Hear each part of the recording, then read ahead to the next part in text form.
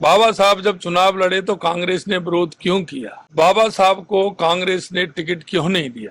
BJP के सांसद प्रताप चंद्र सारंगी गुरुवार को संसद में चोटिल हो गए। वो संसद भवन में सीढ़ियों से गिर गए और उन्हें व्हील चेयर पर बाहर ले जाया गया। इस घटना के लिए राहुल गांधी को जिम्मेदार मानते हुए सारंगी ने कहा कि मैं सीढ़ियों पर खड़ा था, तभी राहुल गांधी ने एक सांसद को धक्का दिया और वो मेरे ऊपर गिर गए। इससे मैं गिर गया और मुझे चोट लग गई। हालांकि राहुल गांधी ने धक्का मुक्की के आरोपों को खारिज कर दिया। उन्होंने कहा कि कैमरे में सब कैद होगा। मैं सदन में जाने की कोशिश कर रहा था। इस बीच भाजपा के सांसदों ने मुझे धकेला और धमकाया। खड़गे को भी धक्का दिया। संसद में जाना मेरा अधिकार है, मुझे कोई नहीं रोक सकता।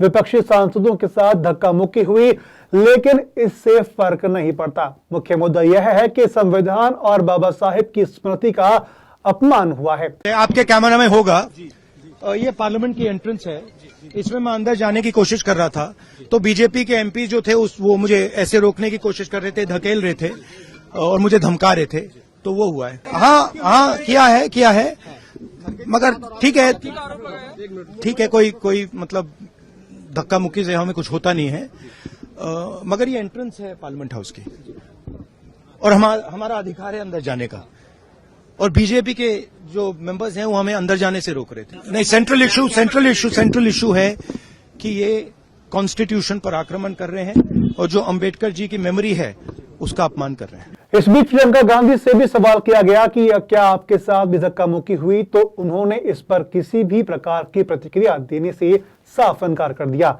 वहीं राहुल गांधी ने कहा कि यह लोग लगातार संविधान पर प्रहार कर रहे हैं। यह लोग BR अम्बेडकर की स्मृति को खत्म करना चाहते हैं, लेकिन हम लोग ऐसा नहीं होने देंगे। संसद भवन में कैसे शुरू हुई धक्का मुक्की की शुरुआत? दरअसल संसद भवन के परिसर में इंडिया ब्लॉक के नेता केंद्रीय गृह मंत्री अमित शाह द्वारा बाबा साहब अम्बेडकर के संदर्भ में टिप्पणी की गई थी, जिसको लेकर के विरोध कर रहे हैं। वो विरोध करने वाले नेता अमित शाह का इस्तीफे की मांग कर रहे हैं। तो यह विरोध प्रदर्शन डॉक्टर अम्बेडकर की प्रतिमा से लेकर के मकर द्वार तक किया जा रहा है। इस घटना पर भाजपा सांसद निशिकांत दुबे ने संवाददाताओं से बातचीत में आरोप लगाया राहुल गांधी मारपीट करने के लिए बीच में घुस गए थे। उनका व्यवहार मानो गुंडे का व्यवहार था। यह देश गुंडों को बर्दाश्त नहीं करेगा। उन्होंने हमारे एक बुजुर्ग सांसद को धक्का देकर गिरा दिया। तो वहीं केंद्रीय मंत्री प्रहलाद जोशी ने बताया कि राहुल गांधी के लिए पर्याप्त जगह थी, लेकिन उन्होंने संबित पात्रा को भी धक्का दिया। यह अनावश्यक था। जब सीसीटीवी फुटेज की जांच की जाएगी तो सभी को पता चल जाएगा कि आखिर वहां पर हुआ क्या था। देखिए, मैं कहना चाहता हूं कि कांग्रेस ने कभी भी बाबा साहब भीमराव अंबेडकर जी का कभी भी सम्मान नहीं किया। कांग्रेस ने बाबा साहब को जितना अपमानित किया, कांग्रेस पूरी तरह से जानती है।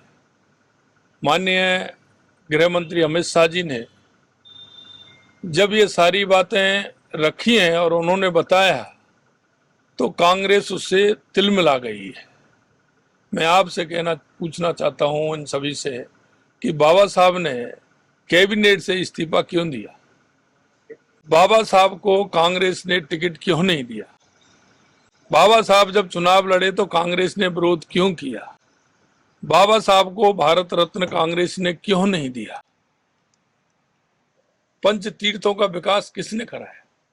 देश के यशस्वी प्रधानमंत्री नरेंद्र मोदी जी ने बाबा साहब के उन पंच तीर्थों का निर्माण कराया और जनता के सामने बाबा साहब का जो योगदान इस देश के लिए था उसको पूरी तरह से बताया।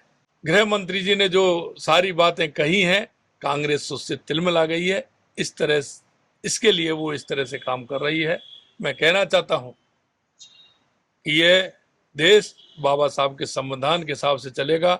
BR अम्बेडकर जी की फोटो लेकर शांतिपूर्वक जय भीम के नारे को बोलते हुए संसद में जा रहे थे। संसद में जाने से किसने रोका? आप देख लीजिए। हम इतने दिनों से प्रोटेस्ट कर रहे हैं, साइड में प्रोटेस्ट कर रहे हैं। जो भी आ रहा है जा रहा है, उसको पूरा रास्ता है। इन्होंने कुछ एकदम शांतिपूर्वक प्रोटेस्ट हुए, कितने दिनों से चल रहे हैं, रोज 10:30 से 11। आज पहली बार इन्होंने प्रोटेस्ट किया, सबको रोक दिया और उसके बाद धक्का मुक्की और ये गुंडागर्दी। और अब सिर्फ अमित शाह जी की खाल बचाने के लिए ये अब इन्होंने साजिश शुरू की है कि भैया ने किसी को धक्का मारा, ये वो। मेरी आंखों के सामने आप सबने देखा होगा, खड़गे जी को धक्का मार के जमीन पे गिराया।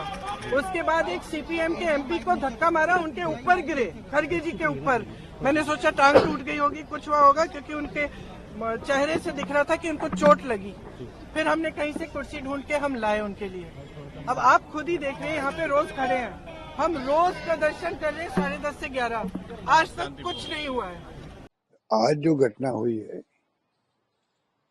उसकी कोई कल्पना नहीं कर सकता। आज जो घटना हुई है ये देश को बदनाम करेगी दुनिया के अंदर। आज जो रोका गया एमपीज को अंदर जाने से, ये भी एक, मैं समझता हूँ, कोई षड्यंत्र का पार्ट है। क्योंकि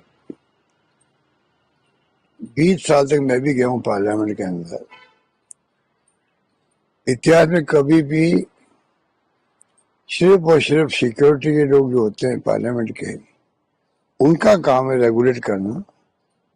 मेंबर पार्लियामेंट के साथ में हमेशा सम्मान के साथ में व्यवहार हुआ, हमेशा आज तक इतिहास में। सिक्योरिटी वाले एक एक मेंबर पार्लियामेंट को जानते हैं, पहचानते हैं, सम्मान के साथ में प्रवेश देते हैं।